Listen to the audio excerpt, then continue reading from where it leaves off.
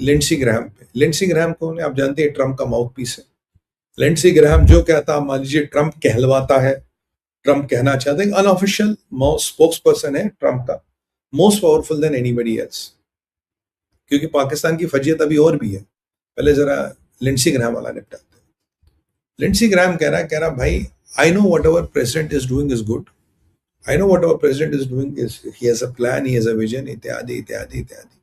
But जो भी परिस्थिति है उसमें a short and crisp operation is required to bring down the rhetoric of Iran. कि एक ईरान पे शॉर्ट और क्रिस्प घातक मिलिट्री स्ट्राइक की जरूरत है ताकि इनका जो घमंड है ये खत्म हो जाए। लिंडसी ग्राहम कल कह रहा था ईरान का तेल फूक दो, ईरान ने कहा मेरा तेल फूक दोगे तो ये जितना भी मिडल ईस्ट का ऑयल एंड गैस है मैं सबको फूक दूंगा, आई विल बर्न एवरीबॉडी। ठीक है, और आज वो कह रहा है कि एक प्रेसाइज स्ट्राइक चाहिए ईरान पे ताकि इनकी औकात में आए, और वो स्ट्राइक इंफ्रा पे हो, वो तेल पे हो, या वो लीडर्स पे हो। वो ये नहीं कह रहा कि एक छोटा सा बहुत भारी सा हथौड़ा, थॉर का हथौड़ा चलाओ और वहां वहां चलाओ जहां जहां से दिक्कत आ रही है, यानी कि which is indicative oil, infra and leaders, तीनों पे आप ये हथौड़ा चलाओ साहब, बिना उस हथौड़ा चलाए बात नहीं बनेगी, ये उन्होंने कहा। और अगर मैं आज आपको बोलूं, मार्को रूबियो ने भी अपना मुंह खोल दिया। मार्को रूबियो आज कह रहा है यार ये जो आप देख रहे हो कि, क्योंकि मार्को से एक सवाल पूछा गया, बोला मार्को भाई ये तुम्हारा फ्रीडम ऑफ वट एवर तुम चलाते हो, प्रोजेक्ट फ्रीडम, ये चला क्यों नहीं? तुमने चलाया, फिर बोला सुपर प्रोजेक्ट फ्रीडम चलाएंगे, फिर बोला अगले हफ्ते से चलाओगे, फिर बोला आज चलाएंगे, फिर बोला अमेरिका एस्कॉर्ट करेगा, फिर बोला अमेरिका एस्कॉर्ट नहीं करेगा, फिर बोला अमेरिका रिस्पॉन्सिबिलिटी लेगा नहीं लेगा, फिर बोला ऑस्ट्रेलिया के माइन स्वीपर्स, सॉरी इटली के माइन स्वीपर्स आ रहे हैं, फ्रांस का एयरक्राफ्ट कैरियर आ रहा है, यूके भी शायद भेज दे। फिर अल्टीमेटली भैया क्या हो गया, मुहूर्त नहीं है, शुरू क्यों नहीं कर रहे? तो मार्को रूबियो ने बोल ही दिया, बोला साहब प्रोजेक्ट शुरू हो गया था बट प्रोजेक्ट रुका है पाकिस्तान के चक्कर में। पाकिस्तान कह रहा, पाकिस्तान ने हमें ये कहा कि आप ये प्रोजेक्ट रोक दो। होल्ड, हमें तो पता था, सऊदी और कतरियों ने बोल दिया। कहता हाँ, सऊदियों कतरियों ने बोल दिया आप हमारी बेसेस यूज मत करना because Iran can hit us, which is okay. But Pakistan ने क्या बोली, देखिए पाकिस्तान कितना एचके है, कितनी तरफ से ये उम्मत को और इस जिहादी ईरान को बचाने के चक्कर में लगा, मुल्लाओं को। पाकिस्तान ने बोला साहब अगर आप ये प्रोजेक्ट चलाओगे it will trample the egos of mullahs, mullahs will be rattled, इनका ईगो ना बिल्कुल खत्म हो जाएगा, you will trample over their ego. So what we suggest कि आप ये प्रोजेक्ट ना चलाएं, और in the return of that we will get Iran to sign whatever you want us to sign. अब ट्रंप की नस पकड़ लिए पाकिस्तानियों ने, एक बात तो माननी पड़ेगी, खैर ये बात माननी पड़ेगी। ट्रंप का की नस क्या है, जो मैंने आपको कहा था, ट्रंप की नस है he wants to make a deal, deal deal deal deal.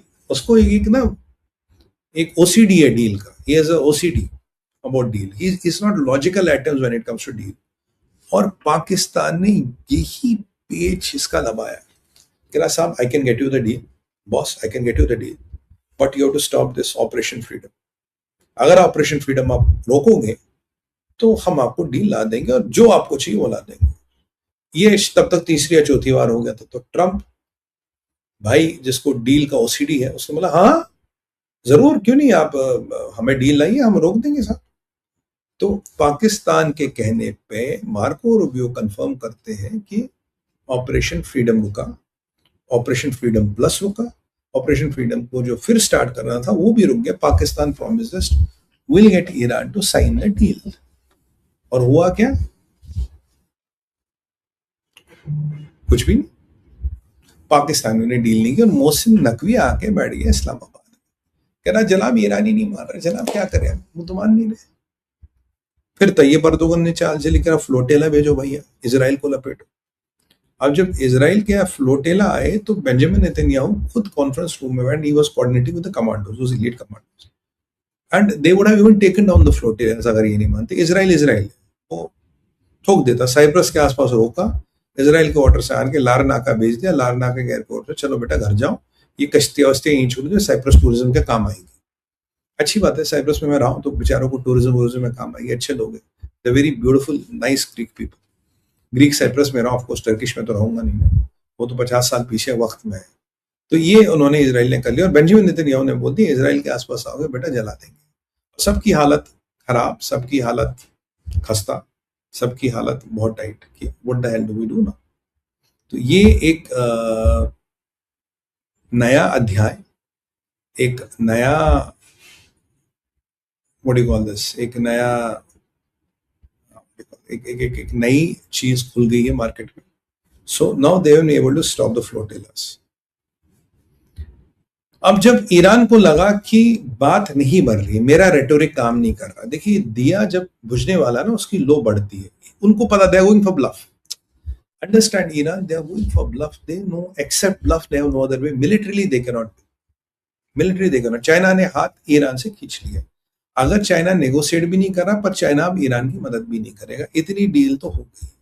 और चाइना वेट करा मेरे यहाँ वो पुतिन भाई आएगा और पुतिन के साथ मिलकर मुझे अपनी आगे की रणनीति बनानी है। या यूक्रेन के एफपीवी ड्रोन से कहीं ना कहीं रशिया परेशान है। एफपीवी ड्रोन्स और साथ में क्या है, they have integrated AI into it. तो एआई बेस्ड एफपीवी ड्रोन्स ने काफी दिक्कत दी है रशियंस को। Even they have the heat signature now. देखते हैं कि रशियन कहाँ वहां जाते हैं।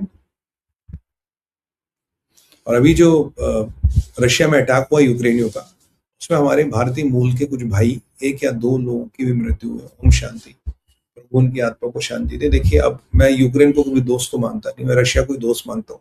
और हमारे भारतीय मूल के भाई भी शहीद हुए, उनका स्वर्गवास हुआ है, प्रभु उनकी आत्मा को शांति दे। और मुझे, मेरी खुंदक यूक्रेन से और भी बढ़ गई है। बट एफपीवी ड्रोन्स में भी एक नया ड्रोन आया जिसके पीछे ऑप्टिकल फाइबर होता है, ऑप्टिकल फाइबर से कंट्रोल होता है, पतली सी, आप मान लीजिए जैसे पतंग का मांझा होता उतना। उसकी प्रॉब्लम ये है, उसकी फ्रीक्वेंसी जैम नहीं कर सकते, उसे रोक नहीं सकते, तो उसको रोकना और भी मुश्किल हो गया। तो रशिया की भी आज थोड़ा दिक्कत होगी इस नए ड्रोन से।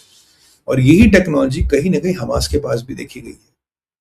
वो उन्होंने भी, अब रशिया में आज देख रहा था, उन्होंने शिप्स के आसपास नेट लगा दी कि वो आके नेट में फंसते हैं, वहां डेटोनेट होते हैं, टच द सरफेस, तो इम्पैक्ट कम होता है। बट इसराइल भी परेशान है और यहाँ रशिया भी परेशान है एफपीवी ड्रोन से, which are AI based and they are run by optical fibre cable, पतला सा धागा जैसा। हाँ, वो धागा काट दो तो ड्रोन खत्म। बट जो ट्रेडिशनल तरीके थे, frequency jamming and all that, they are not working unfortunately.